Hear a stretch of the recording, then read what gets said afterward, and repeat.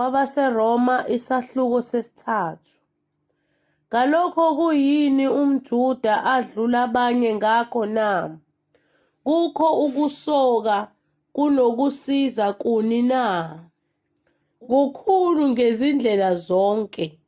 Kuqala ngokuba baphathiswe amazwi kaNkulunkulu. Kunjani pho uma abanye bengakholwanga? Ukungakholwa kwabo kuyakwenza ize ukukholeka kukaNkulunkulu na? Qha nakanye.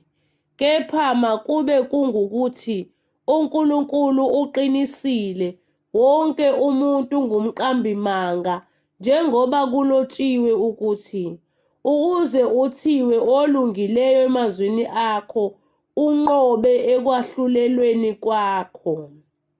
Kepha uma ukungalungi kwethu kubonakalisa ukulunga kukaNkulunkulu, siyakuthini na? Imbala uNkulunkulu ungongalungile yini owehlisa ulaka na? Ngikhulumisa komuntu, qha nakanye. Ngokuba uNkulunkulu uyakulahlulela kanjani izwe pho na?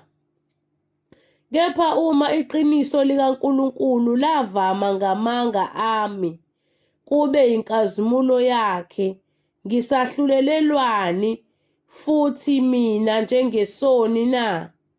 Kungabi ngukuthi njengalokhu sahlanjalazwa, nanjengalokhu abanye bathi siyasho ukuthi asenze okubi, ukuze kuvele okuhle na?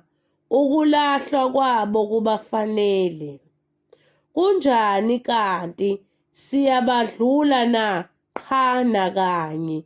Ngokuba base sibamangalela abaJuda namaGreki ngokuthi bonke baphansi kwesono. Njengokuba kulotshiwe ukuthi akakho olungileyo, akakho noyedwa. Akakho oqondayo, akakho ofuna uNkulunkulu. Bonke baphambukile, baphenduke imbuqa bonkana.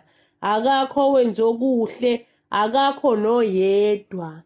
Umphimbo wabo uyilibe elivulekileyo, ngezilimi zabo bayakhohlisa. Isihlungu sezinyoka siphansi kwezindebe zabo. Umlomo wabo ugcwele ukuthuka nokubaba. Izinyawo zabo zishesha ukuchitha igazi.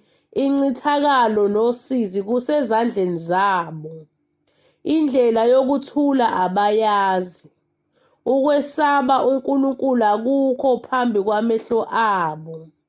Kepha siyazi ukuthi lokho akushoyo umthetho ukukhuluma kubo abasemthethweni ukuba yonke imilomo ivinjwe, izwe lonke libe necala kuNkulunkulu. Ngokuba ngemisebenzi yomthetho akukho nyama eyakulungisiswa phambi kwakhe, ngokuba ngomthetho kukhona ukwazi isono.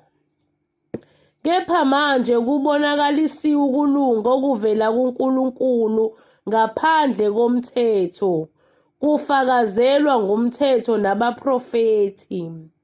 Ngisho ukulunga kukaNkulunkulu ngokukholwa nguJesu Kristu kubo bonke abakholwayo, ngokuba akukho mahluko.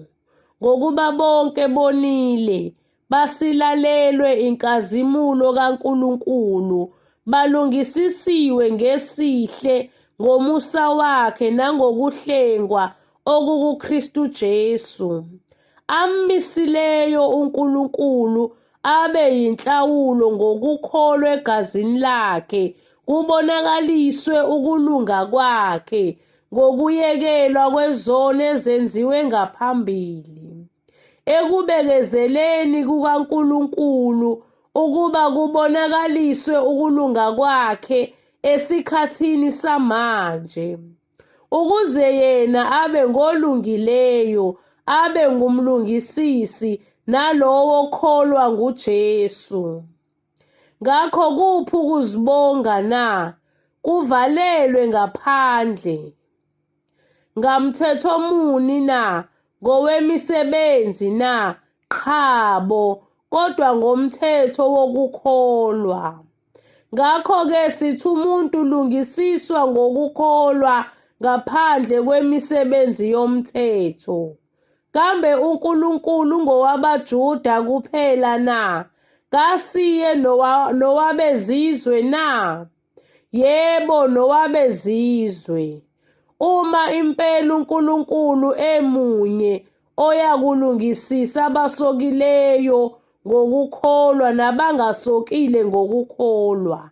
Ngakho-ke umthetho siwenza ize ngenxa yokukholwa na? Qha nakanye, kodwa siyawuqinisa umthetho.